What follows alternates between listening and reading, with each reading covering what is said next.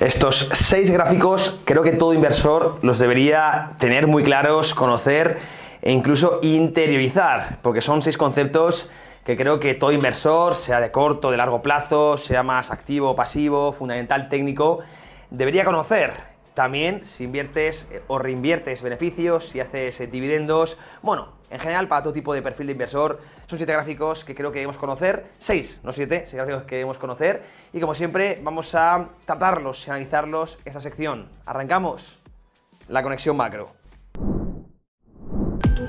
Últimas noticias, actualidad, economía, finanzas, macro.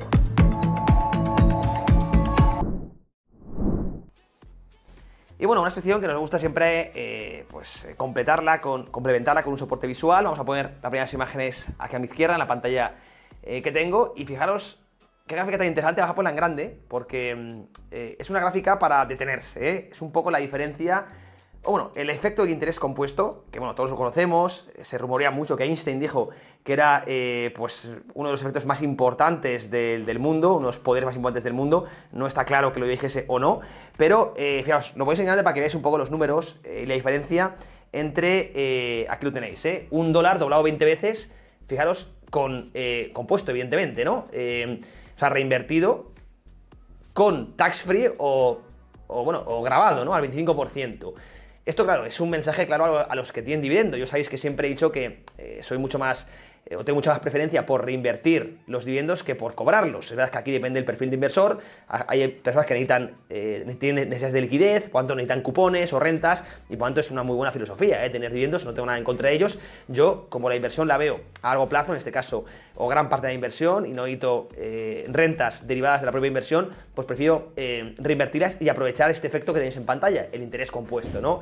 La capitalización, aquí fijaros, empezamos con $2, $2, a la derecha tenéis tax free o sin impuestos, y a la izquierda lo tenéis con impuestos del 25%. Fijaros la diferencia en 20 veces, doblado 20 veces, de la cantidad total. Hablamos de $1.000.000, un poquito más, a 72.000. Es que la diferencia es abismal, y esto es un poco lo que podéis obtener en la parte derecha, es reinvirtiendo dividendos, o la parte izquierda si cobráis los dividendos. Ahora bien, repito, no es que sea o una alternativa a otra, porque parece que estoy vendiendo que es una auténtica basura cobrar dividendos, si no es así. Ya, insisto que esto depende de las necesidades que tiene cada uno, porque repito, muchas personas, sobre todo de cierta edad, que lo que quitan es tener una renta, ¿no? Por eso también los bonos tienen cierto atractivo para muchas personas, porque cobras tu cupón, al final, al vencimiento del bono, te devuelven el principal, y bueno, vas teniendo pues una especie de renta, ¿no? Es como cuando no tienes trabajo, cuando no generas rentas del trabajo, pues oye, tener rentas de la inversión es lo que te cubre un poco, lo que te puede mantener los estándares de vida. Pero los que somos jóvenes y quizá tengamos mucha vida a priori, porque nunca sabemos el futuro, ¿no? Pero tenemos una escala temporal larga, pues creo, y esto es una opinión mía, pero creo que beneficia mucho más reinvertir los beneficios y aprovechar de este efecto de interés compuesto. Además, el ser humano siempre está acostumbrado a pensar en términos lineales y no exponenciales, pero es que el interés compuesto es exponencial. Entonces va totalmente a más, a más, a más y más. Y fijaros, la diferencia es que es brutal, ¿no? Insisto, hablamos de más de $1.000.000 de euros frente a 72.000, ¿no?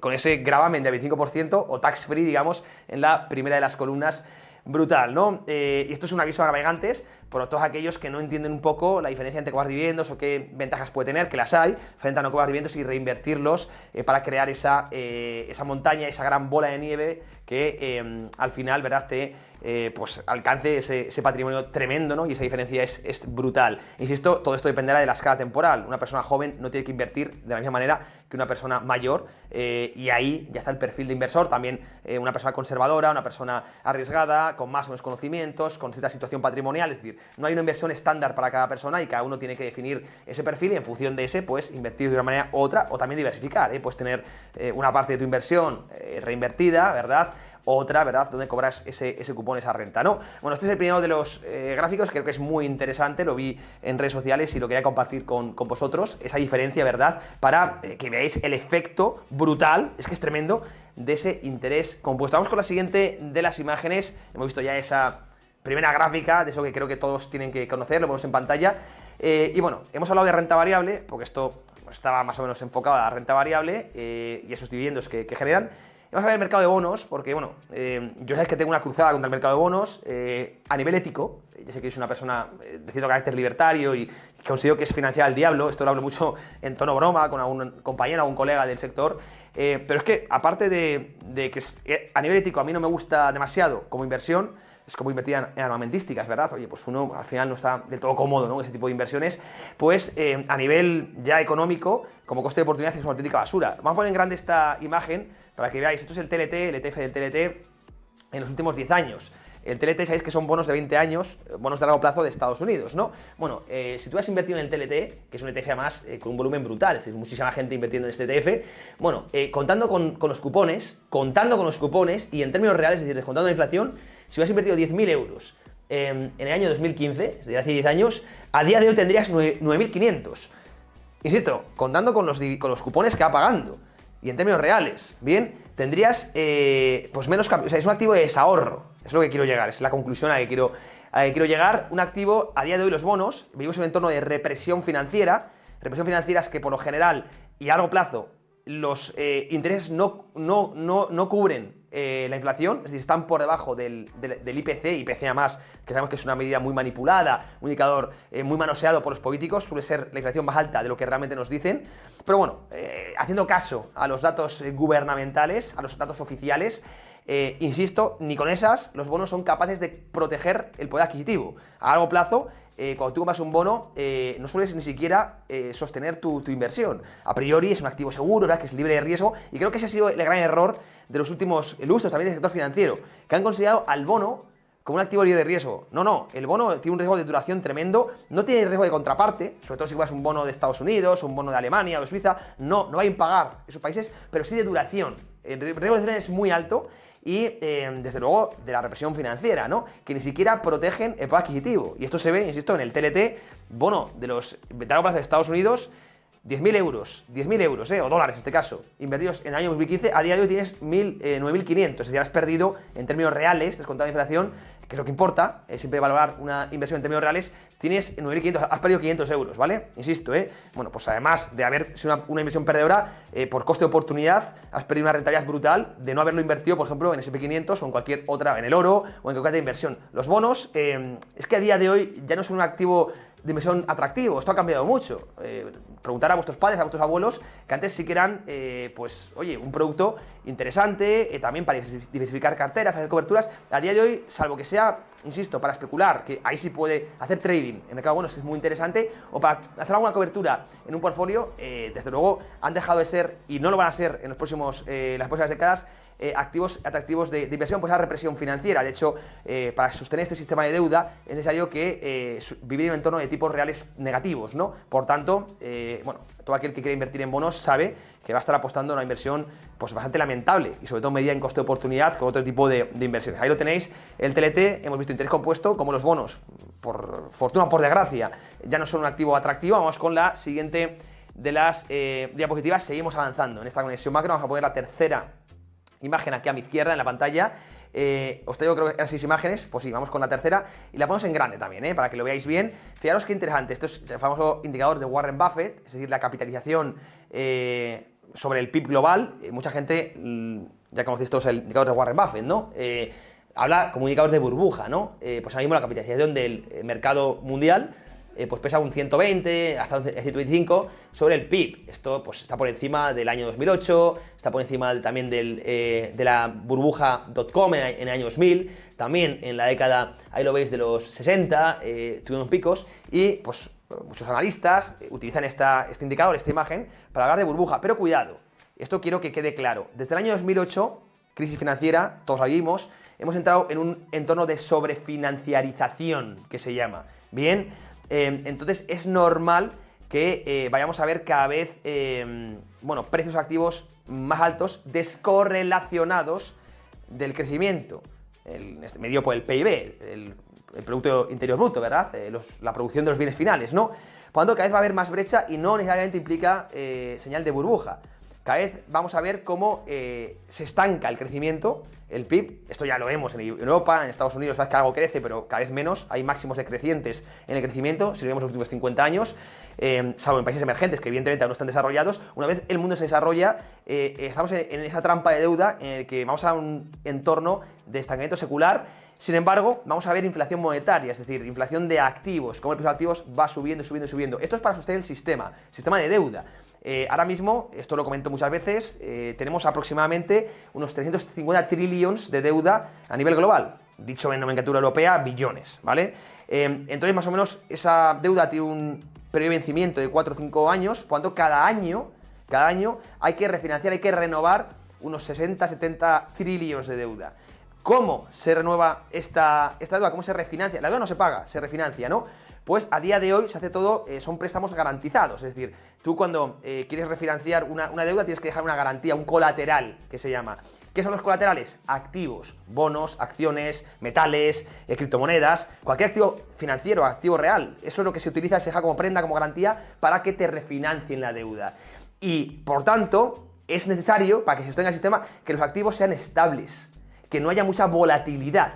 Por lo tanto, los bancos centrales, que siempre se ha dicho que son encargados de controlar la inflación, del empleo, bueno, a día de hoy, realmente el mandato que tienen los bancos centrales, aunque no lo digan de altas cámaras, es controlar, cuidar los mercados financieros, suprimir la volatilidad. De hecho, estamos ya cansados de ver que cuando vemos cierta convulsión, cierta zozobra bursátil, salen los bancos centrales a rescatar a Wall Street, a rescatar a las bolsas, a rescatar al mercado de bonos, con programas de liquidez, con estas siglas que se inventan, el BTCP, no sé qué cuántos, salen a rescatar constantemente, porque no se pueden permitir que haya volatilidad en los mercados, y esto es la norma, y no se puede pedir no porque quieran ayudar a Wall Street o porque haya un complot oscuro, simplemente porque el sistema está sostenido sobre un sistema de palillos de estos de dientes, muy frágil, ¿no? Entonces, la volatilidad machaca el sistema, y para que se pueda refinanciar esos 70 trillones, esa brutal montaña de deuda, se necesita colateral, y un colateral estable, porque si no hay lo que se llama la sobrecolateralización, si un colateral es muy volátil, te van a pedir mucho más interés por refinanciar, o directamente no te van a refinanciar. Esto es lo que pasó en el año 2008. En el año 2008 el problema no fue las hipotecas, sino que, claro, eran tan mal activos el colateral, los CDOs, los CLOs, los MBS, que la gente no te daba liquidez. Y ese fue el problema, el colateral, que no se podía refinanciar la deuda porque el colateral era malo. Entonces, ahora mismo el sistema funciona en que hay un colateral bueno, y colateral bueno implica que sea un colateral estable. Por lo tanto, los bancos centrales, esto es un poco complejo, pero es cómo funciona el sistema, es así de perverso. El sistema se sostiene en que haya cierta inflación crónica de activos, que las bolsas suban ad infinitum, que los bonos sean estables, que el MOVE no se dispare. El MOVE es el índice de volatilidad de bonos. También que haya cierta inflación en el precio de la vivienda crónica, también en el precio del oro. Es decir, van a ir subiendo crónicamente los activos, y por eso vivimos en un sistema que favorece mucho a los tenedores activos, a los inversores, y perjudica mucho a los no inversores, a los que no tienen conocimientos financieros para entender este juego perverso, este sistema perverso en el que vivimos hoy en día, el sistema del dinero crédito, ¿no? Bueno, y por lo tanto, todo esto hace que cada vez vayamos a ver pues este indicador de Warren Buffett subir, subir, subir, y no necesariamente será señal de burbuja, sino señal de un sistema totalmente nocivo, un sistema totalmente perverso, que además genera unas desigualdades brutales. Pero bueno, afortunadamente, a nivel ético, evidentemente tenemos que quejarnos, criticar este sistema, pero a nivel práctico tenemos que aprovecharnos de él. Y por eso siempre, aquí desde Trading Pro, tratamos de llevar o poner este granito de arena para que todo el mundo entienda que el coste de no estar invertido es brutal. Brutal. Bien, vamos con la siguiente de las imágenes. Seguimos avanzando. Y vamos a poner ya la cuarta, creo que es la cuarta ya en pantalla, a mi izquierda. Hemos visto, bueno, creo que tres muy interesantes. Y bueno, aquí tenéis otra, que es, claro, en este contexto que os he dicho, que ahora el sistema se mueve por liquidez, no tanto por PIB, por crecimiento, pues eso también se traduce en las métricas del clásico inversión en valor. Vamos a ponerlo en grande para que lo veáis. Fijaros cómo se está desconectando mucho el precio de los activos de las ganancias, de los earnings de las propias empresas, ¿no? Ahora, no digo que no sea importante, pero cada vez lo es menos, ¿no? Importa mucho más la liquidez que pues los propios estados financieros de una compañía. Ahí lo tenéis, sus resultados empresariales, su crecimiento de ventas, su crecimiento de ingresos, el EBITDA, la deuda. Ahora, que son las clásicas métricas que todo inversor en valor, que todo un gestor tiene que analizar. Pero como digo, ahora a día de hoy, y yo esto lo defiendo, con sangre si hace falta, que es mucho más importante analizar la plomería monetaria, la fontanería monetaria, la liquidez, que los propios estados financieros de una compañía. Y fijaros, cómo hemos visto una desconexión tremenda entre el precio, ahí lo veis en blanco, el S&P 500, y por ejemplo los resultados corporativos, los earnings, el crecimiento de los resultados de las empresas del S&P 500. La desconexión es normal porque ya no importa tanto, insisto, el crecimiento, y por eso digo que las bolsas no son un termómetro ya del crecimiento de una economía. Es que no lo es. Cuando aquí sale es que el IBEX va muy bien, dice Pedro Sánchez. Bueno, es que ya no importa nada, porque el IBEX no refleja realmente, o el IBEX o el S&P 500 o el DAX o cualquier dice, no refleja el crecimiento de la economía. Las bolsas son termómetros de liquidez, no termómetros de crecimiento. Y creo que una imagen vale más que mil palabras, ahí lo veis. Esa desconexión entre el precio, que ahora mismo correlaciona con la liquidez va en aumento, frente a los earnings que correlacionan con el PIB, un PIB que está estancado. Y esta brecha va a ir a más. Entonces, realmente, pues muchas personas defienden que el Value Invest ha muerto, ¿verdad? Murió en el año 2008, cuando cambió por completo el sistema monetario con la implementación de estas políticas no convencionales llamadas QE o facilidades de liquidez. Vamos con la siguiente de las imágenes. Sé que son, bueno, pues mandamientos duros los que estamos comentando, pero esta es la realidad. Y como digo, la inversión va cambiando y hay que adaptarse, ¿no? Y ahora vivimos en un mundo de mucha ingeniería financiera, arquitectura financiera, que es lo que responde o lo que hace crecer a las bolsas, al precio de los activos, y no tanto al crecimiento. Y esta es otra, las sale buybacks, ¿verdad? Las recompras de acciones, que es tremendo, están disparándose. Esto, hay mucha gente que está en contra, yo no, ni mucho menos. Es una forma de, bueno, pues premiar al accionista en vez de con un dividendo, con aumento del precio de las acciones. Lo ponemos en grande para que lo veáis. Estas son las expectativas de cara a los próximos trimestres, como seguimos en un entorno brutal de donde se espera una inversión tremenda en recompra de acciones, ¿no? Las share buybacks, aquí lo veis. Fijaros, ahí lo tenéis los últimos años como han ido en aumento, es decir, las empresas en vez de invertir en CAPEX para mejorar el negocio de cada próximos años, lo que hacen es el flujo de caja, lo reinvierten, recompran sus propias acciones para consolidar el precio del mismo, ¿no? Esto es peligroso a largo plazo, pero bueno, y desde mi punto de vista suele indicar un fin de ciclo, porque repito, se hace poca inversión, muy poca inversión en pues nuevas tecnologías, en nueva inversión, y lo que se hace es todo el flujo de caja, pues se invierte en eso, en la propia compañía, lo que no genera pues más negocio futuro, ¿no? Pero es más ingeniería financiera para, bueno, pues mantener este mundo más o menos estable, ¿no? Que el precio de activos se mantenga alto y que vaya subiendo. Pues hemos visto en primer lugar la liquidez, que esto es cosa de los bancos centrales, la banca en la sombra, todo el entramado financiero y por supuesto, pues también las propias empresas ponen su granito de arena con estos programas de recompras de acciones que cada vez van a más y ahora son pues uno de los principales factores de la subida del precio, casi impactan en la última década, tuvieron un peso de un 40% en la tendencia, fijaos la barbaridad. Y es esta ingeniería financiera que hace que vivamos y vayamos a vivir también en próximos lustros y décadas en una... Habrá evidentemente ruido de corto plazo, podemos ver ciertas correcciones, no digo que no, saldrán al rescate de bancos centrales, etcétera, etcétera, pero a largo plazo, vistos si quitamos un poco de la lupa el corto plazo, vamos a ver una inflación crónica de activos y por eso el coste no está invertido, lo digo una vez más, va a ser enorme. Vamos ya con la última de las imágenes, hemos visto también las recompras de acciones, que es un factor importantísimo, un factor también crucial en la nueva inversión, como digo, en el nuevo mercado, que ha cambiado mucho. Vamos ya con la última, y con esto cerramos, y todo esto hace, insisto, pues la gran conclusión que he dicho, que es que deja ganadores y perdedores. Los ganadores a día de hoy son los gobiernos, evidentemente, y los inversores, y los perdedores son sobre todo los trabajadores que no invierten, ¿no? Los no tenedores, los no propietarios, ¿no? Hay un dicho en el mundo anglosajón que dice be owner, not worker. Vamos a ponerlo en grande para que lo veáis, la diferencia entre el S&P 500 y los salarios, ¿no? Este gráfico es brutal y debería, lo comento yo en varios webinars, lo suelo utilizar mucho, debería ponerse en todos los telediarios, ¿no? Y enseñarse en las universidades. Fijaros, el wage, los salarios, el crecimiento es la línea amarilla, la de abajo, claro, que va ligada al PIB, al final pues un salario va ligado a la productividad, al crecimiento. Sin embargo, el S&P 500, el precio de activos, va ligado a la liquidez. ¿Cuál es el problema? Que la liquidez va totalmente en aumento, aumenta más o menos un 8% anual, y sin embargo el crecimiento, el PIB, está entre el 1,2% más o menos en los últimos años. Fijaos la diferencia. ¿Por qué hay que ser inversor?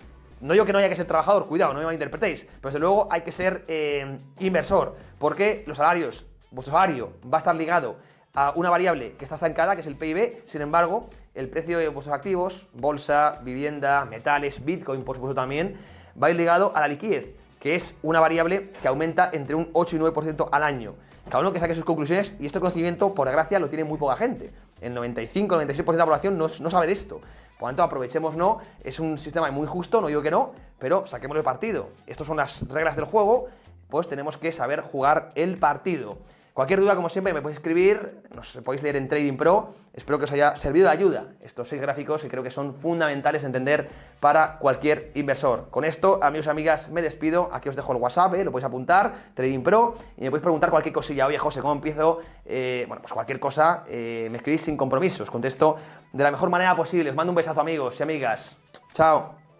Tesla y Nvidia no paran de subir. Tenemos al SP500 casi en máximos históricos. Quizás invertir en estos activos ahora mismo sea tirar el dinero. Pero ¿sabéis qué compañías pueden tener un potencial de crecimiento abismal? Empresas energéticas, empresas armamentísticas, por supuesto, también hablamos de empresas de inteligencia artificial, computación cuántica, economías emergentes. Todas estas las vamos a analizar en los webinars que tenemos preparados. En Trading Pro tenemos un webinar gratuito al mes. Vamos a ver todos estos temas y muchos más. ¿Queréis saber cómo apuntaros? Haz clic simplemente en el enlace que tenéis en la descripción y en el primer comentario. ¡Nos vemos! Inversión, bolsa, criptomonedas. Te contamos la actualidad que mueve los mercados.